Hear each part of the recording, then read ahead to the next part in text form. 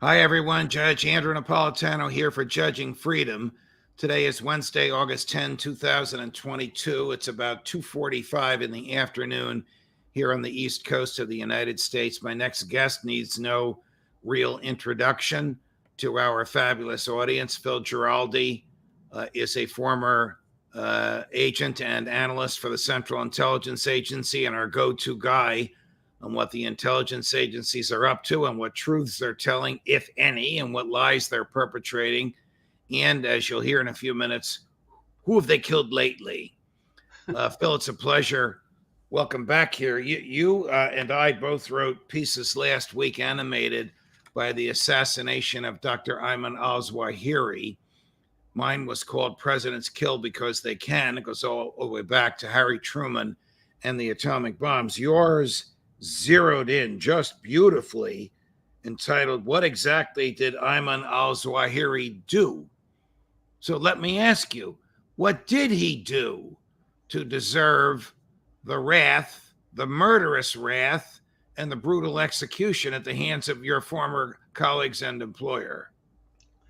Well, that's the big question, isn't it? I was quite upset when I saw the news of the assassination, and the reason why was because I have what one might describe as a degree of inside knowledge on the investigations that took place after 9/11 by the Counterterrorism Center of the CIA to determine who had carried out the attack. And from that, Who I had know carried out the attack of 9/11? that's right. And Right. from that, I know that there has never been what one might describe as a legal case, a case that would stand up in court to indict either Osama bin Laden or Zawahiri or even Al Qaeda in general.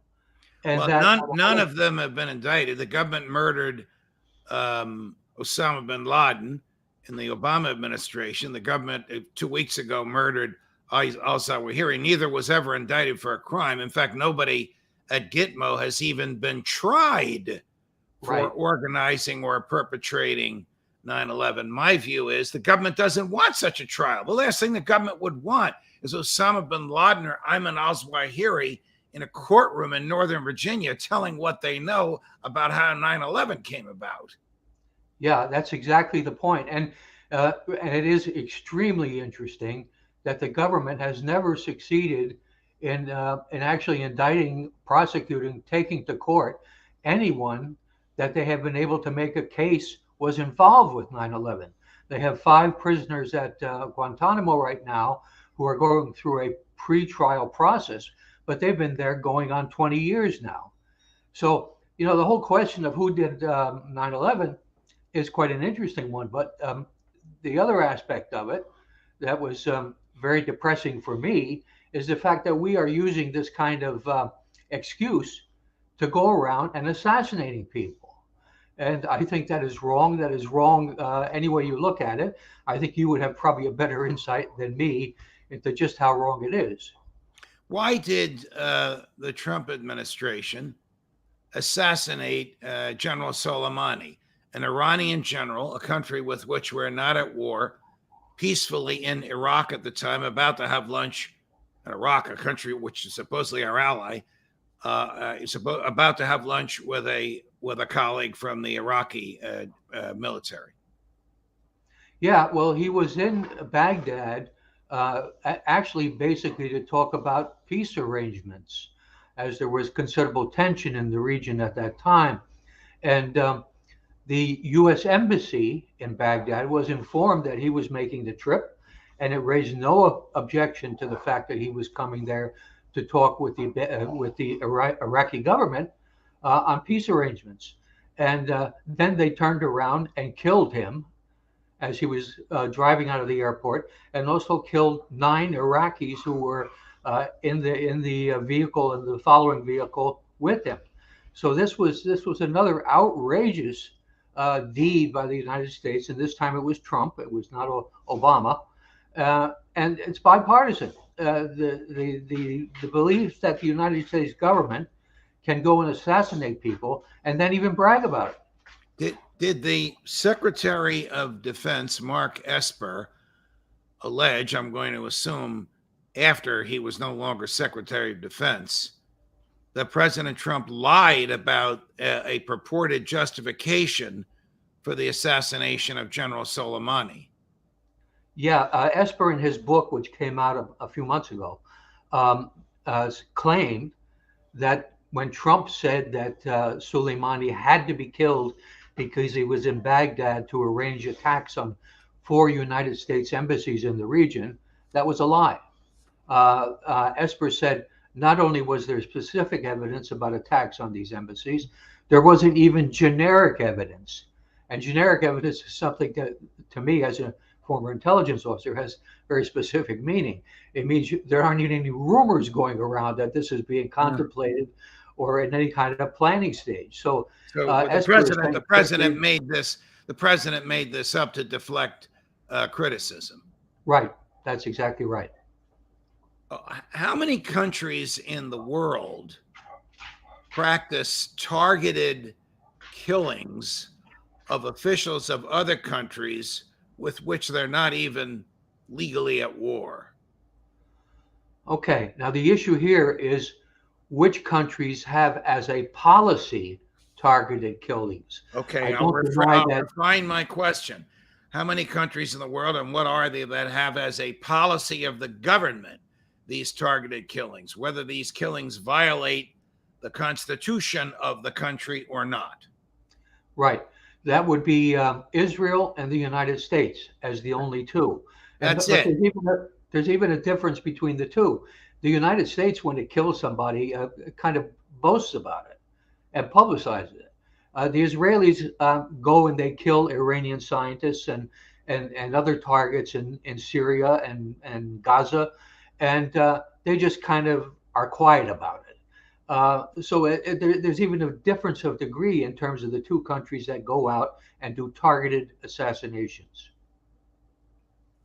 What is the justification for these assassinations? It must be political for the United States, Donald Trump, Barack Obama, Joe Biden to boast about it. This must be to shore up their bases. They don't care about innocent human life, and they don't care about the Constitution. In fact, let me take you back. Barack Obama sent drones to kill Anwar al-Awlaki, who was born in New Mexico, a natural-born American citizen, then residing in Yemen. He and his son and the son's friends were sitting at an outdoor cafe in Yemen. Correct me if I'm wrong, Phil.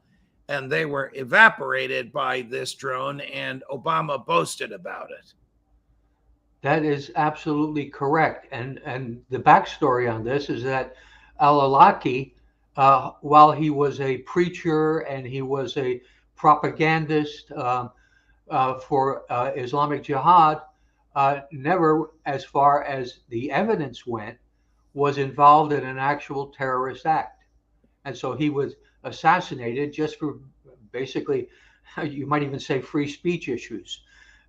This is frightening stuff. It's a government that just decided that this is okay to do.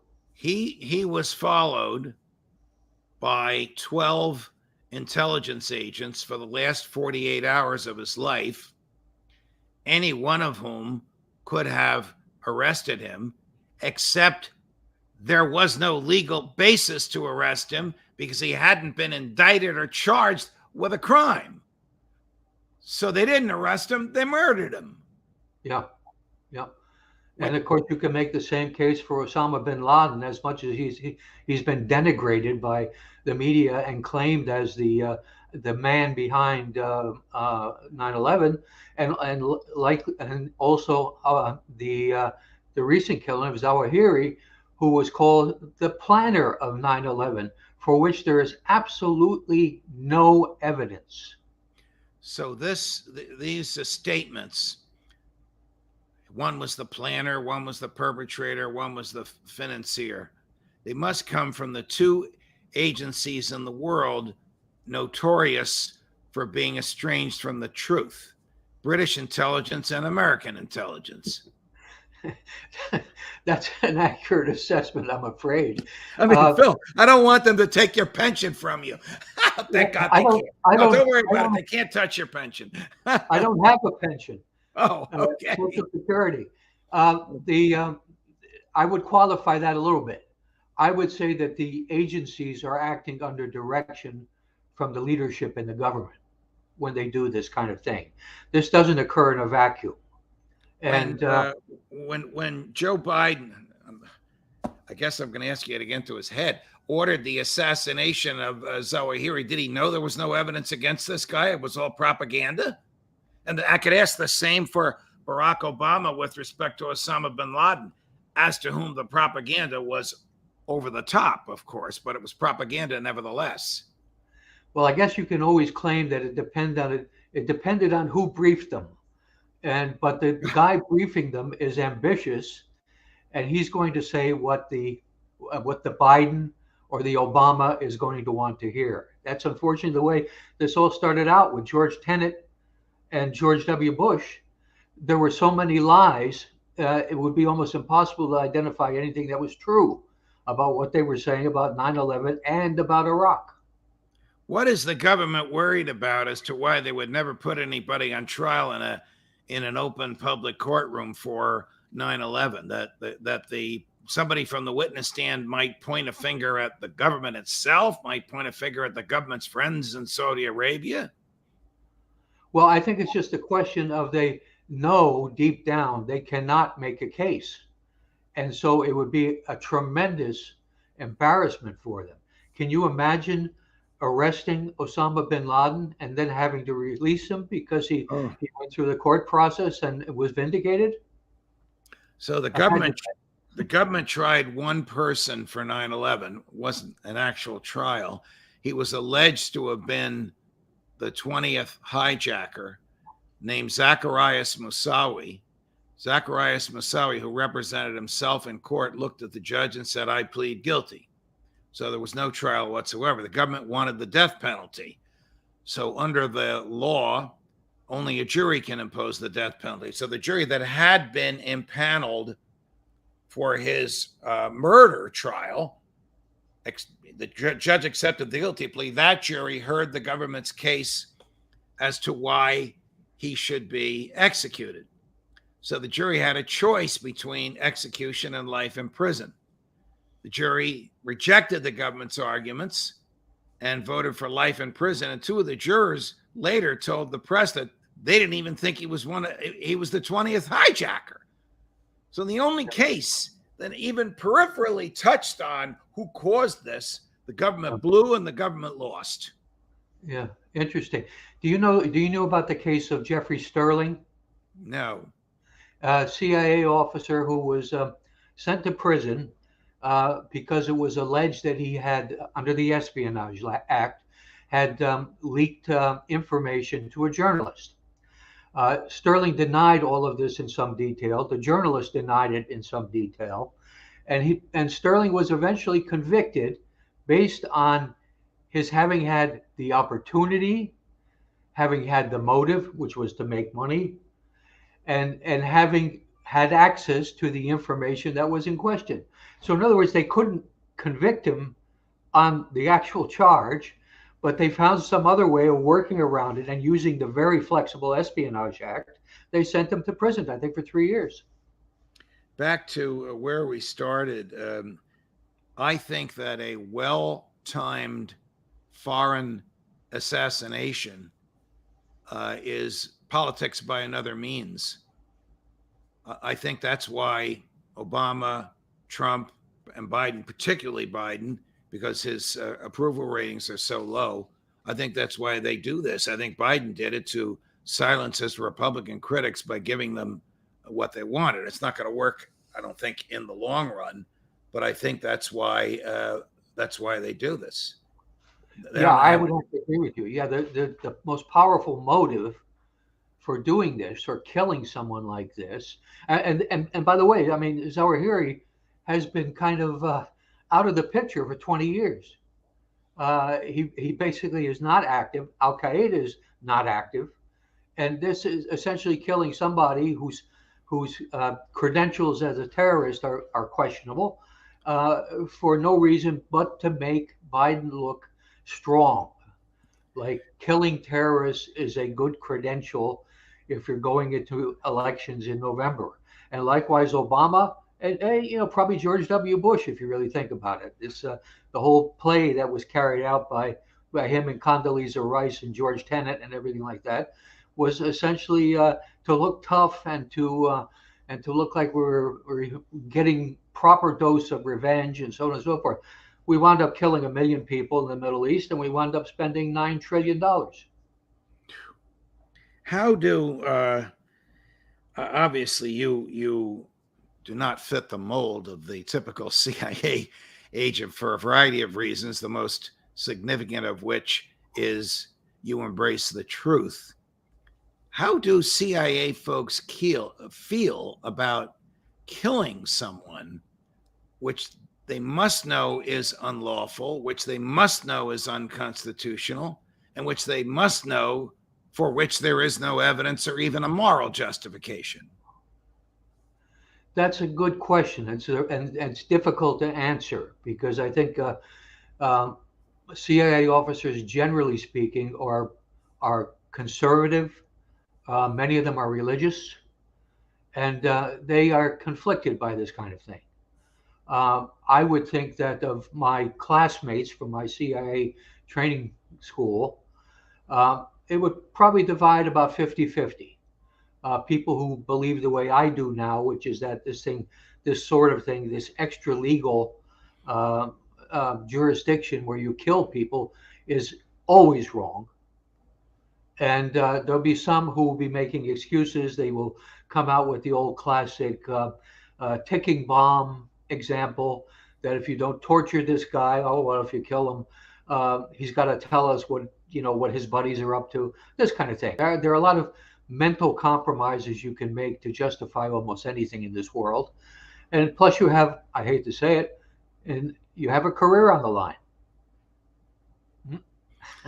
Wow, tough stuff. You're courageous enough to be so candid about it. Phil Giraldi, no matter what we talk about, my viewers love you, and rightly so. Always a pleasure. Thank you, my dear friend.